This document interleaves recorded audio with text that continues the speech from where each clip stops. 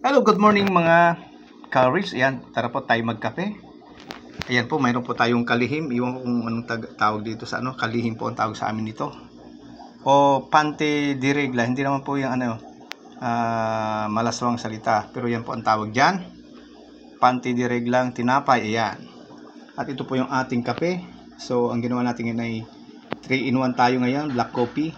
Tapos, lagyan natin ng salabat. Ayan. Instant salabat po ang ating nilagay, powder, yan. So, yan. Tara.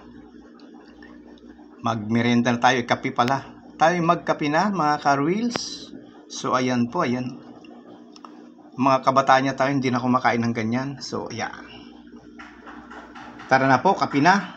Ano pa inintay nyo? Let's go. Ayan na. Good morning po sa atin lahat. Thank you. Bye-bye.